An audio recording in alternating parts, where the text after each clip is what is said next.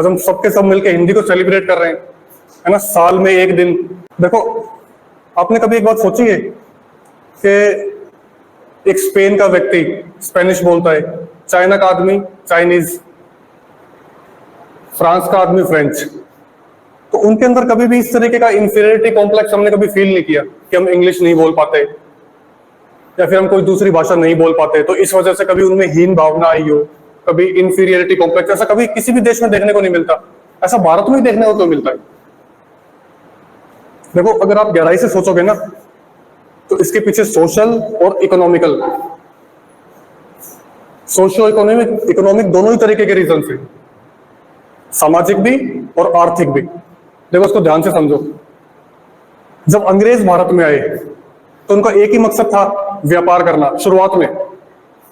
शुरुआती दौर में उनका एक ही मकसद था, व्यापार करना। वास्को डी गामा भारत में आया, कोचीन में, यहां से मसाले वगैरह लिए, यूरोप में जाके बेच दिए, 60 गुना मुनाफा हुआ। उसको देख के बाकी लोग भी आए। तो पहला मकसद तो उनका व्यापार करना ही था, लेकिन जब धीरे धीरे उन्होंने देखा कि भारत का समाज जो है, राजा महाराजा, ये सब लोग आपस में डिवाइडेड है, तो धीरे धीरे उनकी राजनीति शुरू हुई। चाहे उसको डिवाइड एंड रूल कह लो या अपनी पावर, उनकी टेक्नोलॉजी भी काफी हाई थी, तो अलग अलग तरीके की स्कीम्स लेके आए वो, subsidiary alliance, doctrine of lapse, मतलब इन सब चीजों का साम दाम दंड भेद सब कुछ इस्तेमाल करके धीरे धीरे उनका साम्राज्य फैलना शुरू हुआ। तो शुरुआत में जो वो व्यापार करते थे, मान लो कोई सामान लेके गए तो पैसा आया इंग्लैंड से, वो फिर भी हमारे लिए उतना हानिकारक था नहीं। लेकिन जैसे जैसे उनका यहाँ पे साम्राज्य फैलने लगा, अब वो क्या करते हैं, इंडिया के एक टैक्स का पैसा, उससे ही इंडिया का सामान खरीदते हैं और वही बाहर बेचते हैं। और इसके बाद फिर नेक्स्ट स्टेप आया इंडस्ट्रियलाइजेशन का।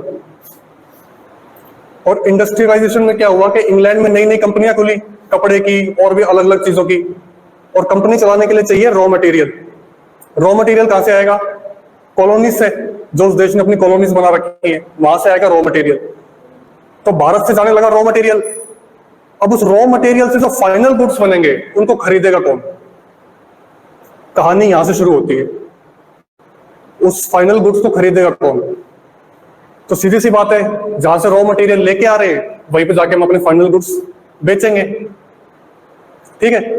अब कंपनियों का दबाव कि सामान बिकना चाहिए। अब इस बात को ध्यान से सुनो, जो हमारा समाज रहा है ना, इंडियन सोसाइटी, वो हमेशा से आध्यात्मिक रही है, स्पिरिचुअल इन नेचर।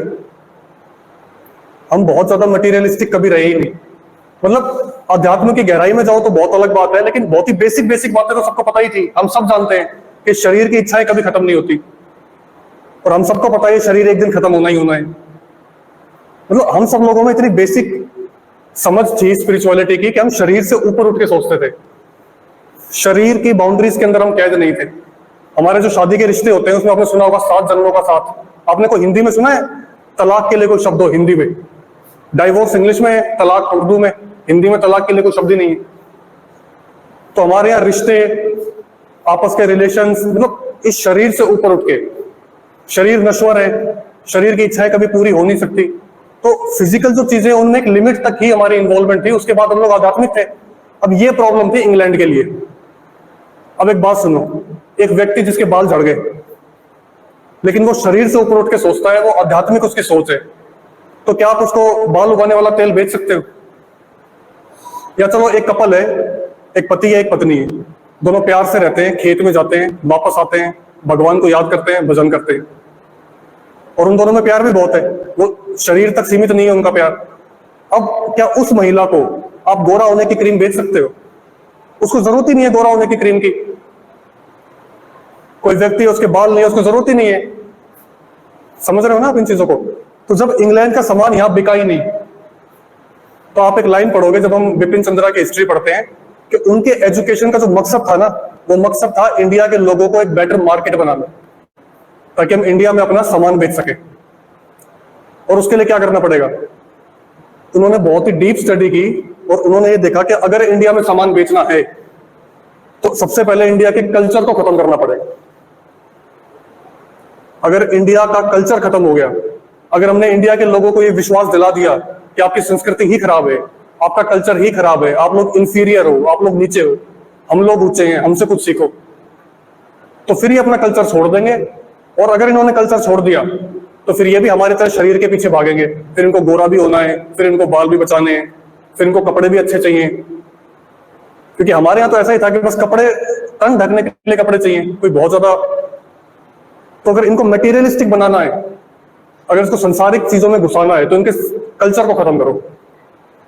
और कल्चर खत्म करने के लिए उन्होंने क्या किया? देखो, अगर किसी भी देश के कल्चर को खत्म करना है ना, तो सबसे पहले उस देश की भाषा को खत्म करो।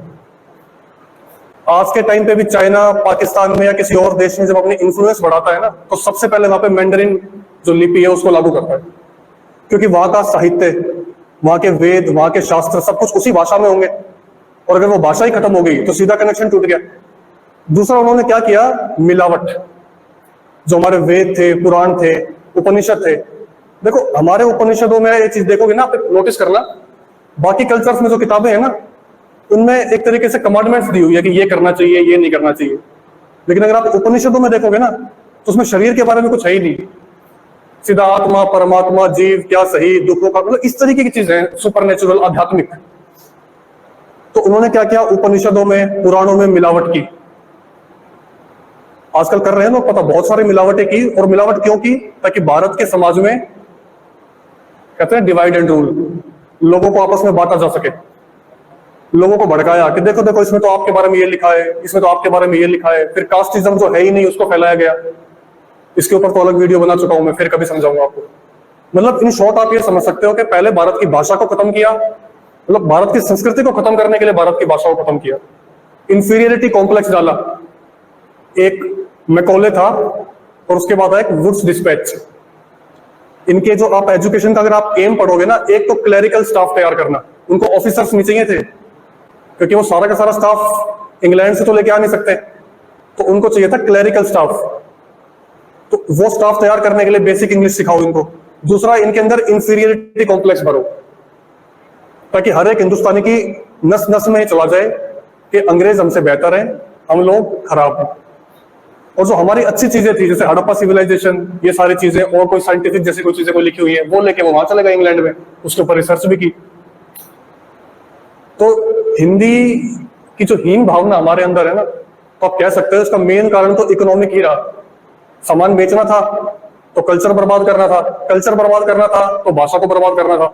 और थोड़ा सा इसका सोशल रीजन भी रहा, क्योंकि जो, देखो सब धर्म अच्छे होते हैं, लेकिन जो क्रिश्चियन मिशनरीज थे उस टाइम पे, वो ऑर्थोडॉक्स थे। मिशनरीज का मतलब होता है जो अपना विचारधारा को फैलाते हैं, तो उन्होंने भी अपना योगदान दिया। सो ये रीजन, अच्छा 2-3 साल तो उनका राज रहा नहीं, सैकड़ों साल उनका राज रहा। उसके बाद भी भारत में आज भी इंग्लिश का बोलबाला है। देखो, इंग्लिश का बोलबाला होना बिल्कुल गलत नहीं है। जैसे हिंदी एक भाषा है ना, वैसे इंग्लिश भी एक भाषा है। और आज के टाइम में इंग्लिश जरूरी भी है, अगर आपको इंटरनेशनली कम्पीट करना है, तो ये हम सब जानते हैं। और देखो, जब हम हिंदी की पैरवी करते हैं ना, तो हिंदी की पैरवी भी वही व्यक्ति करता हुआ अच्छा लगेगा जिसको इंग्लिश आती हो। जिसको इंग्लिश नहीं आती, अगर वो हिंदी की तरफदारी ज्यादा करेगा, तो लोग कहेंगे तो अंगूर खट्टे वाली बात है, इसको आती तो है नहीं। तो आप इंग्लिश सीखो, जितना हो सके ऊंची पोस्ट तक जाओ, और फिर हिंदी की पैरवी करो। दूसरी बात, अगर हम इंग्लिश सीखेंगे, तो उन्होंने तो गलत तरीके से अपना कल्चर फैलाने की कोशिश की इंडिया में, लेकिन अगर हम इंग्लिश सीखेंगे तो हम भी यूरोप के अंदर जा सकते हैं, उनके घरों के अंदर अपनी विचारधारा पहुंचा सकते हैं, अपने कल्चर को पहुंचा सकते हैं, उनको उनकी भाषा में समझा सकते हैं कि हम लोग क्या हैं, और आपने हमको क्या समझा, और हम आपको क्या दे सकते हैं। आज के टाइम में एक तरीके से स्पिरिचुअल कैपिटल है इंडिया, चाहे वो योगा के क्षेत्र में ले लो। जिसको भी स्पिरिचुअलिटी का एहसास करना है, चाहे वो कहीं से भी हो दुनिया में, उसको आना पड़ता है भारत में ही। समझ रहे हो ना इस बात को? तो जो हमारे अंदर हिंदी को लेकर हीन भावना है, ये आजकल की नहीं है, ये बहुत गहरी साजिशें हैं।